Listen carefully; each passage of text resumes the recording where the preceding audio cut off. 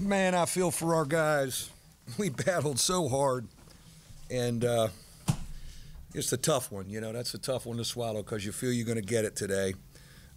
Again, I loved our mental and physical toughness throughout.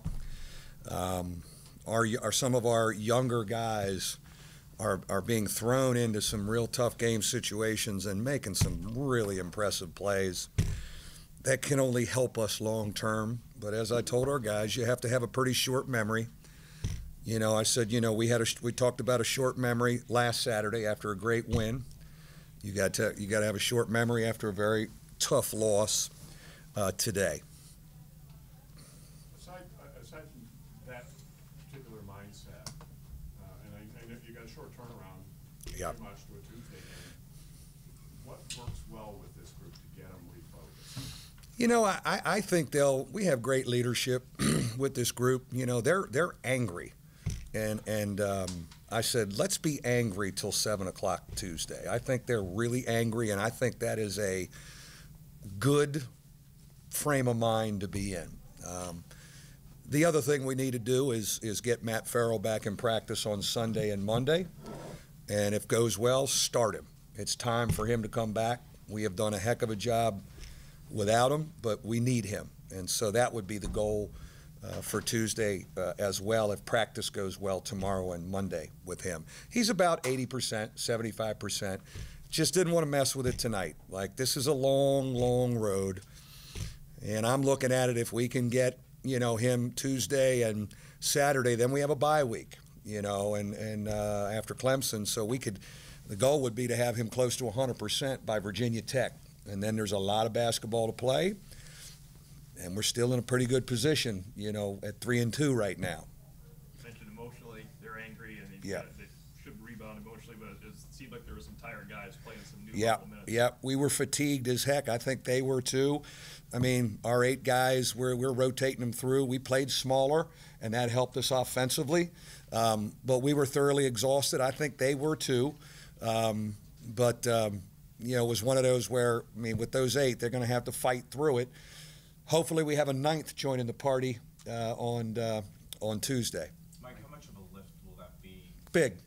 That'll really energize our guys. We need that now, and that's why I wanted to talk about it with them. You know, they need to know, you know, we're getting Matt ready for Tuesday, and I think that'll help the whole atmosphere. Mike, you become a pretty darn good rebounding team. Yeah. Up by 8. I know. 20 offensive rebounds. Yeah, I mean, we've been great. You know, when we rotate those 4 big guys, and you know, they're fresh and they're flying around. That's helped us offensively with 2 scorers out, you know, and Matty and Bonds to get to the backboard. It also gets us to the bonus quicker, and you know, we got to the bonus quicker. But I think it's a thing that we're kind of hanging our hat on here a little bit now. When we downshift the lineup, it's a little bit different, but you look at DJ Harvey, you know, he can get you 8 or 9 rebounds, you know, and what a night for him. Did he play 37 minutes? Man, he's going to need a stretcher, you know, that's, so you feel when you're downshifted with him, he rebounds a little bit like Connaughton would in that spot. How big for Joe Go to hit those 2? That was big, and I thought the 3rd one almost went off the shot clock, but you know what? When you're feeling it, let it rip. Nick continues to get better and tougher for us, and to play like he did in this atmosphere in this game. Again, I'm impressed with all 4 of those guys and how we have asked them to deliver, and really for the most part, they've done a heck of a job. We got to keep building their confidence, even with Matty back. Mike, when you get the charge call, the ball that just rims off the Was that a charge? That's what they call it. Yeah. How tough is all of that for a group to handle in the final minute of the game? Yeah, I mean, you know, I think our veteran guys that are out there are pretty darn tough. It's kind of a resilient group, and you know, we were able to talk about what we wanted to do, length of the court. You know, he got to the ball. It was a tough first shot, but man, the second one, he was right there on it. I don't know if it beat the clock, but it was close. But you got to go put the impetus to see if they'll foul you, in that situation. I have every reason to believe we will really bounce back well Tuesday. And one of the big reasons is if we have Matt Farrell in that lineup, that's the injection we need now. That dude, that little tough son of a gun flying around on Sunday and Monday and being in the starting lineup on Tuesday, yes. Mike, is Rex Fluger a different player with Farrell in the lineup? He's the past couple of Yeah, well, you know, I think Rex was a little worn down. You know, he was suffering some flu stuff in Atlanta. I think he was recovering a little bit. When you have another ball handler on the floor, like you could see it tonight early, when we only have the two ball handlers against a good defensive team, it's hard. You know, it's hard. And Nick helped us with that a little bit. But when you have Matty, DJ, and Rex on the floor, you got three guys, TJ, I should say, three guys that can dribble it and make a play and use a ball screen.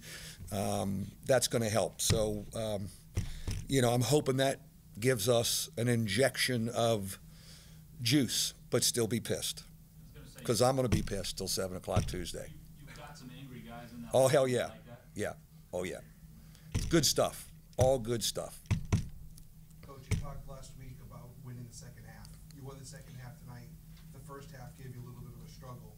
How do you reduce those second chance points that the opponent gets? Yeah, I mean, again, when we rebounded the way we did, they've got great size. They've always been a great rebounding team program. You're going to give up some putbacks against them. For the most part, we absorbed it. You know, we absorbed it. We had a couple of our own, and you know, so I'm not losing any sleep because you know we rebounded well against a big team, and 20 offensive rebounds is impressive. I think we got to keep encouraging that. I think, you know, our four big guys we roll through there, you know that's what they need to do. What's your message to them before Louisville then? Play with just great edge. Let me think about that. My speech, you know, I just don't have them now. I mean, you know, I got to go to Hesburgh Library and do research. And you know what? I don't think I have to say a whole lot because I think this group will be in great bounce back mode. I think hopefully Matt Farrell's voice now will really be in there. I'll tell you what, Bonzi and Matt, we missed them on the road the last two games. Those guys helping the young guys, they've been awesome in timeouts and awesome. Bonzi came up and suggested a different set, which was a great suggestion to me at a timeout. So it's good having them back around, but, you know, Farrell in uniform doing his thing is needed. Mike, what were your thoughts when Marty buries his three shot? I said the karma's good if Marty rolls a three in, and God, the crowd was fabulous. What a great atmosphere. Our crowd gave us every chance. It's neat to see that our fans know we really need them right now, given where we are health-wise. And man, did they deliver. We had 1,300 students come back early. The dorms aren't open. They came back early and found a place to stay. And my gosh, we need that. What do we have? 7 more league games? We need that in every league game. But it's neat to see our fans know, like, this group really needs more. And so I can't thank them enough because we were right there because of them. Mike, what were your conversations with Farrell leading up to the game? I'm sure he was probably trying to talk to you. Yeah, he was. He was working me. We were in negotiations in the training room this morning. But I told him, I said, Matt, you haven't practiced. You know, I think it really would be dumb right now to put you in there and we tweak it again and it's another 2 weeks. I said the goal would be to have you practice tomorrow and Monday and start you Tuesday. And after thinking about it, I think he knew that's what was best for him.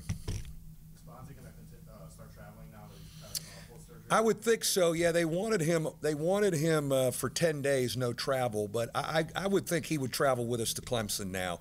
I'm pretty sure, and we need him. He was great with our guys.